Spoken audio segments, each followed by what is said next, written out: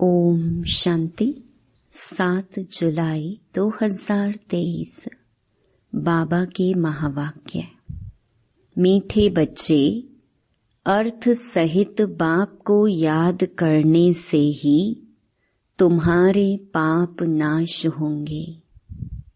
आत्मा पतित से पावन बनेगी। नंबर 1 सब्जेक्ट है याद की। प्रश्न, मनुष्यों की अर्जी क्या है और बाप उस अर्जी को कैसे पूरा करते हैं? उत्तर, मनुष्य बाप से अर्जी करते हैं, ओ गॉड फादर, हमें पापों से मुक्त करो। ओ रहमदिल बाबा, रहम करो। बाबा सभी की अर्जी सुनकर स्वयं आते हैं और पापों से मुक्त होने की युक्ति बताते हैं। बच्चे, तुम मुझे याद करो। सिर्फ बाप की महिमा गाने से कोई फायदा नहीं। चरित्र गाने नहीं हैं, लेकिन राजयोग सीखकर चरित्रवान बनना है। गीत, भोलेनाथ से निराला कोई और नहीं। ओम शांति। यह महिमा किसकी सुनी? बिगड़ी को बनाने वाले की। आदि मध्य अंत की नॉलेज सुनाने वाला वह है ऊंच ते ऊंच। जब कोई समझने के लिए आते हैं तो हमेशा उनको पहली बात समझानी है कि ऊंच ते ऊंच भगवान गाया जाता है। ऊंच ते ऊंच उनका नाम भी है। ऊंच ते ऊंच उनका ठाव रहने का स्थान भी है। ग्रंथ में भी है ऊंचा जिसका नाम, ऊंचा जिसका ठाव। ऊंच ते ऊंच रहने वाला है परम पिता परमात्मा। वह है निराकारी दुनिया, जहाँ निराकार परम पिता परमात्मा रहते हैं। फिर नीचे है आकारी और साकारी दुनिया। तो पहले पहले परिचय उनका देना है। परम पिता परमात्मा तो है ही ट्रुथ, वह है रचयिता। फिर है उनकी रचना। ऊंच ते ऊंच बीज रूप, फिर उनके नीचे सूक्ष्म वतनवासी ब्रह्मा विष्णु शंकर। वह है रचना। रचयिता सबके ऊपर है। वह रचयिता है बाप, बाकी है रचना। सब एक परम पिता परमात्मा की संतान है। इसीलिए हम आत्माएं सब भाई भाई ठहरे। तो परम पिता परम धाम में रहते हैं, उनको ही परमात्मा कहा जाता है। शारीरिक पिताएं तो बहुत है ना। पहले पहले परिचय देना है रूहानी बाप का। उनकी है सब रचना। चित्रों पर भी ध्यान खिंचवाना है।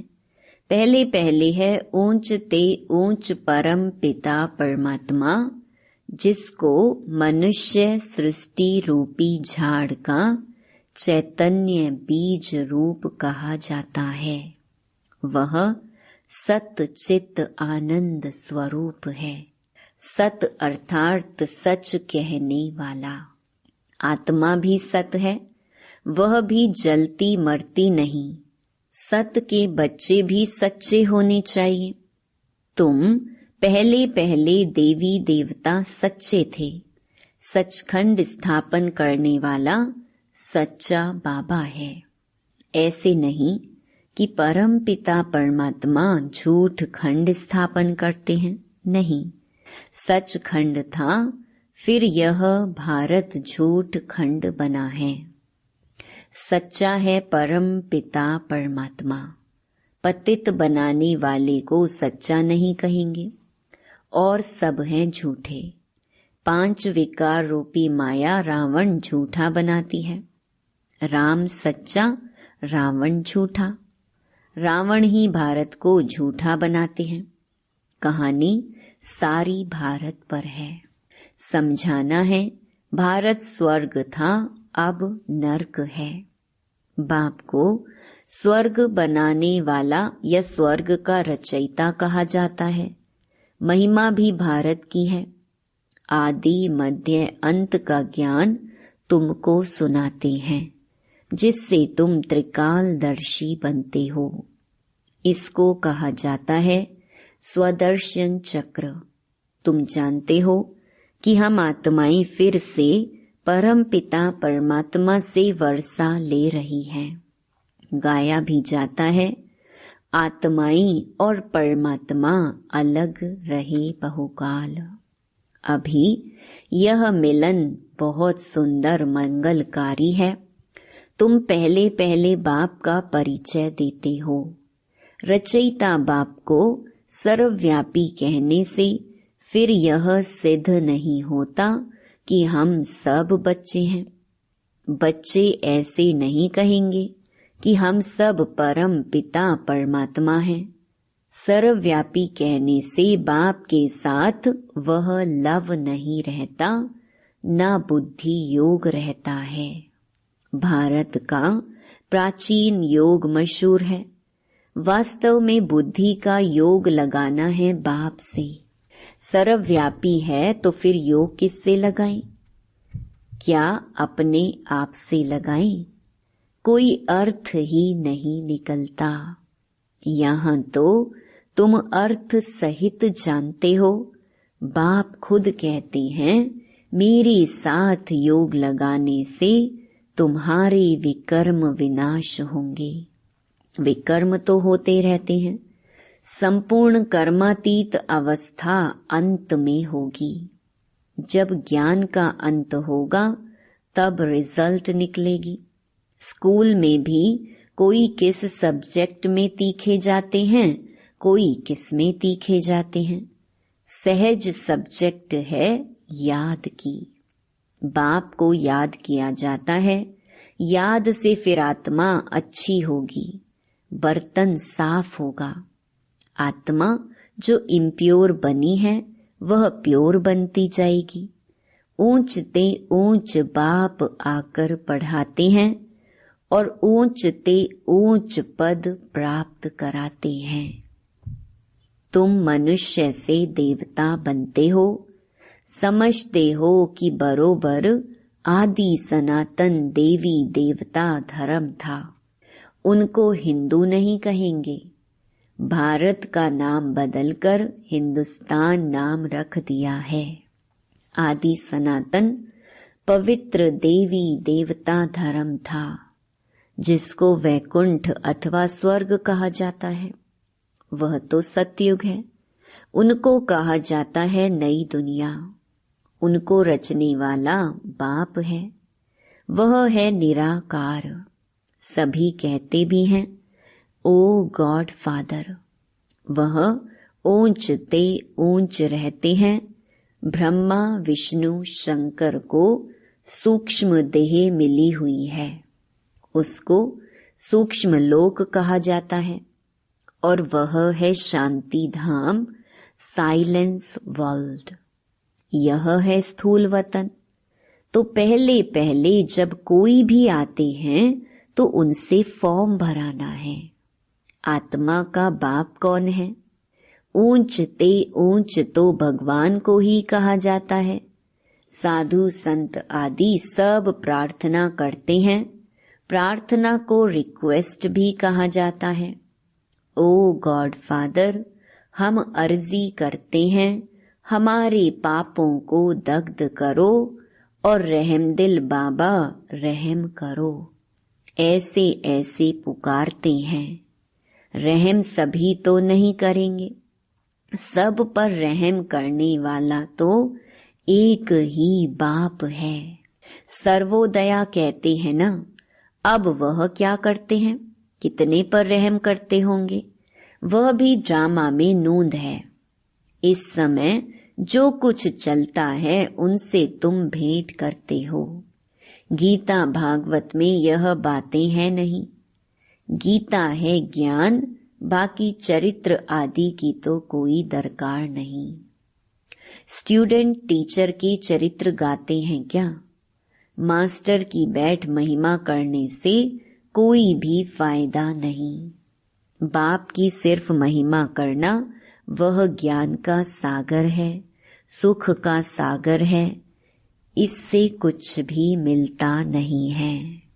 अभी तुम बच्चे समझते हो कि बाबा हमको राजयोग सिखलाए त्रिकालदर्शी बनाता है, अर्थात तीनों कालों और तीनों लोकों की नॉलेज देता है। तो तुम मास्टर त्रिलोकी के नाथ भी कहला सकते हो, त्रिकालदर्शी भी कहला सकते हो। बरोबर हम तीनों लोकों को जानने वाले नाथ बनते हैं। यह राजयोग है। हम बादशाह बन रहे हैं, बनाने वाला बाप है। पारसनाथ कहते हैं ना, वह है लक्ष्मी नारायण। भल उन्हों के मंदिर हैं, लेकिन मनुष्य जानते नहीं कि यह कौन है। लक्ष्मी नारायण है पारसपुरी के नाथ। पारसपुरी सतयुग को कहा जाता है। तुम यह जानते हो कि बरोबर श्री कृष्ण के हीरे जवाहरों के महल थे, पारसनाथ थे। तो पहले पहले यह समझाओ कि यह मानते हो कि सभी का रचयिता बाप है। ब्रह्मा विष्णु शंकर का भी वह रचयिता ठहरा। पहले तो यह निश्चय करो कि वह बाप स्वर्ग का रचयिता है। स्वर्ग में आदि सनातन देवी देवता धर्म वाले थे। उन्हों को यह नॉलेज कब मिली? बाप कहते हैं कि मैं कल्प कल्प संगम युगे आता हूँ नॉलेज देने। बरोबर तुम सतयुग आदि के पारसनाथ बन रहे हो। कितनी फर्स्ट क्लास नॉलेज है। यहाँ बैठे हो तुम समझते हो हम बाबा से स्वर्ग का वर्षा पाए पारसनाथ पारसपुरी के मालिक बनेंगे। बुद्धि जानती है कि लक्ष्मी नारायण आदि देवी देवताएं कितने धनवान थे, बहुत जेवर आदि थे, बड़े साहूकार होते हैं।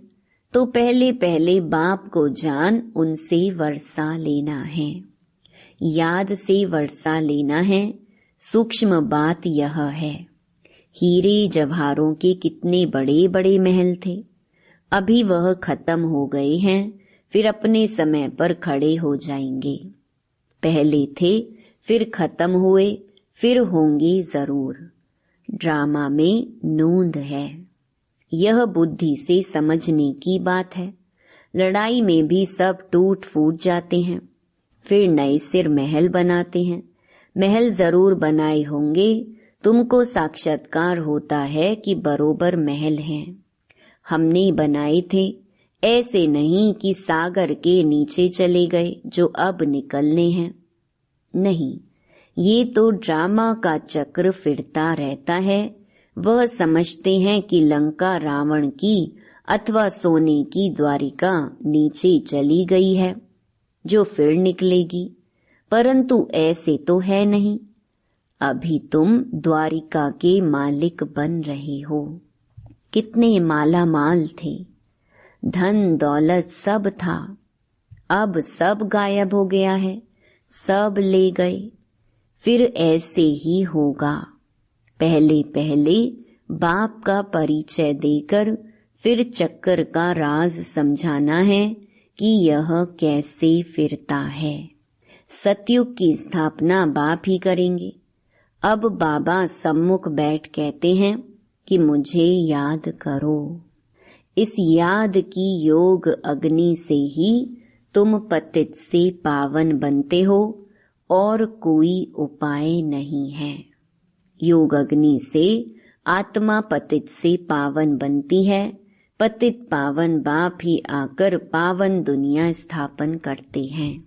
फिर तुम गंगा के लिए क्यों कहते हो कि यह पतित पावनी है? जप तप गंगा स्नान आदि करना, ये सब भक्ति मार्ग की सामग्री है। भक्ति मार्ग पहले अव्यभिचारी था, फिर व्यभिचारी बना है। आधा कल्प लगा है व्यभिचारी बनने में। 16 कला से 14 कला, फिर कलाएं कम होती जाती हैं। यह ज्ञान सागर बाप समझाते हैं। ब्रह्मा विष्णु शंकर को ज्ञान सागर मनुष्य सृष्टि का बीज रूप नहीं कहा जाता। परम पिता कहने से बुद्धि ब्रह्मा विष्णु शंकर तरफ नहीं जाती है। आत्माएं परम पिता परमात्मा बाप को ही याद करती रहती हैं। जब उन्हों को दुख होता है, सतयुग में सुख है तो कोई भी पुकारता नहीं। अब आत्माएं जानती हैं कि आधा कल्प से दुख पाया है, अभी फिर स्वर्ग में जाएंगे। वहां कोई भी दुख नहीं, इसलिए सतयुग में बाबा को याद करने की दरकार नहीं पड़ती। ड्रामा अनुसार बाबा हमको सुख का वर्षा देकर ही जाएंगे। मनुष्य जब बूढ़े होते हैं तो वानप्रस्थ में जाकर बैठते हैं, गुरु करते हैं। यहाँ तो बाप स्वयं आकर सतगुरु बनते हैं, कहते हैं कि तुम सबको साथ ले जाऊंगा। ऐसे और कोई भी कह न सके। साथ में तो कोई भी नहीं ले जाएंगे, हरेक को पुनर्जन्म जरूर लेना पड़े। पार्ट में तो आना ही है। मैं तो घड़ी घड़ी जन्म नहीं लेता हूँ। अगर मैं भी घड़ी घड़ी जन्म लूं तो तमो प्रधान बन जाऊं। आत्मा ही इम्प्योर बनती है। आत्मा में खाद पड़ती है। गोल्डन एज, सिल्वर एज अक्षर अभी हैं, बरोबर अभी आयरन एज है। अब संगम है। बाप को जरूर आना ही है। पुरानी सृष्टि को नया बनाना यह बाप का ही काम है। बाप ही पतित पावन है, अर्थात सृष्टि को बदलने वाला है। सृष्टि का रचयिता नहीं, बदलने वाला है। रचने वाला कहने से मनुष्य समझते हैं बड़ी प्रलय होती है। पतित पावन अक्षर ठीक है। साधु लोग भी गाते हैं पतित पावन सीताराम। ऐसे तो कभी नहीं कहते कि पतित पावनी गंगा। पतित पावन कहने से बुद्धि परमात्मा की तरफ चली जाती है। गंगा नदी तो वहां भी होती है, परंतु वहां सब चीजें सतो प्रधान हो जाती हैं। गंगा भी सतो प्रधान, यहाँ तो तमो प्रधान है। फ्लड्स कर देती है, गावड़ों को डुबो देती है। ब्रह्मपुत्रा कितने गांवों को डुबो देती है। यह है ही दुख धाम। सतयुग में थोड़े ही दुख भोगेंगे, वहां तो कायदे सिर अपना रास्ता लेकर चलेगी। यहाँ रास्ता छोड़ देती हैं, कभी किस तरफ चली जाती हैं। वहां 5 तत्व सतो प्रधान होने कारण जल भी कभी दुख नहीं देता। यहाँ जल भी दुख देता है। पहले तो यह समझना है कि स्वर्ग का सुख देने वाला कौन है। जरूर बाप ही होगा।